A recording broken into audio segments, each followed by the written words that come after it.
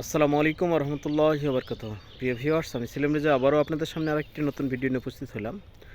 তো আজকের বিষয়বস্তু হচ্ছে পহেলা বৈশাখ। পহেলা বৈশাখ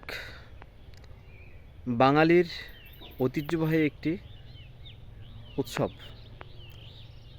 বলা হয়ে থাকে,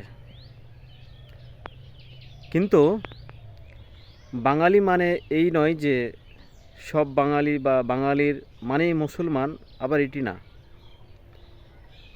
বা মুসলিম এটি না। বাঙালি হিন্দু হতে পারে, বাঙালি বৌদ্ধ হতে পারে, বাঙালি খ্রিস্টান হতে পারে, বাঙালি অন্য অন্য জাতি বা অন্য অন্য ধর্মের হতে পারে। তো পহেলা বৈশাখ যে পহেলা বৈশাখের যে কৃষ্টি, যে কালচার, যে সংস্কৃতি, এটি মুসলিম বাদ দিয়ে অন্য অন্য ধর্মের হতে পারে। এটি কিন্তু মুসলমানদের কোনো ঐতিহ্য নয়, ইসলামের কোনো অংশ না, ইসলামে এটি পালন করা আবশ্যকীয় না। বরঞ্চ যেহেতু এটি একটি বিজাতীয় কালচার বা সংস্কৃতি, এটি ইসলাম ধর্মের কোনো আনুষঙ্গিক বিষয় না বা অত্যাবশ্যকীয় নফল পর্যায়েও না, সেহেতু এটি মুসলমানরা কোনো মতে পালন করতে পারে না। এটি মুসলমানদের কোনো প্রাণের উৎসব হতে পারে না, মুসলমানদের কোনো অনুষঙ্গ হতে পারে না, মুসলমানদের এটি ধারে কাছে যাওয়াও উচিত হবে না।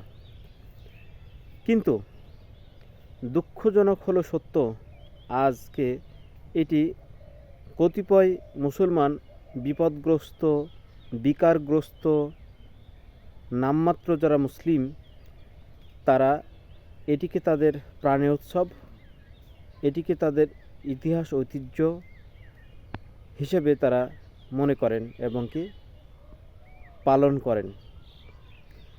তাদের কাছে ঈদ যতটা না আনন্দের, তার চেয়ে অনেক বেশি আনন্দের এই পহেলা বৈশাখ, এই মঙ্গল শোভাযাত্রা।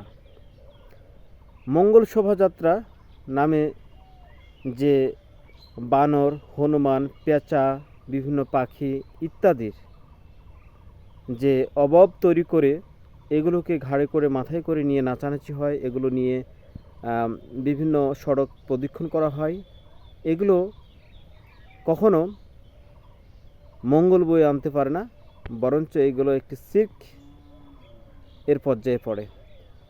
তো কখনো কোনো মুসলমান সির্ক করে তার মঙ্গল কামনা করতে পারে না, বা জাতির মঙ্গল কামনা করতে পারে না, বা হয় না। আল্লাহ সুবহানাহু ওয়া তাআলা সব পাপের ক্ষমা করবেন, কিন্তু জেনে শুনে বুঝে যদি কেউ সির্ক করে তাহলে কিন্তু সেটির ক্ষমা করবেন না। তো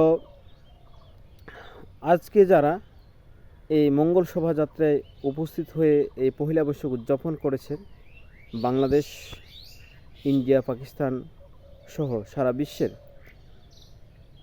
মুসলমানেরা, নামধারী মুসলমানেরা, তাদের প্রতি আমার রিকোয়েস্ট, আপনারা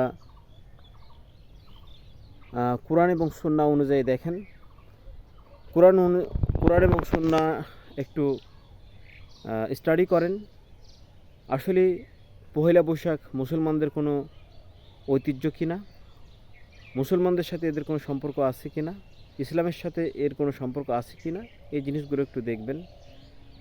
দেখে শুনে বুঝে যদি পান তাহলে করবেন, আর যদি না পান আল্লাহর হস্তে আজ থেকে, এখন থেকে তওবা করে ফিরে আসবেন। অতীতে যা এই পহেলা বৈশাখ উদযাপন করে বা পহেলা বৈশাখে অনুষ্ঠানে উপস্থিত হয়ে বা এসব বিষয়গুলোকে বিশ্বাস করে যে পাপ করেছেন, আল্লাহ সুবহানাহু ওয়া তাআলা হয়তো বা সে পাপগুলো ক্ষমা করবেন। প্রত্যেকে ভালো থাকবেন, সুস্থ থাকবেন। আসসালামু আলাইকুম।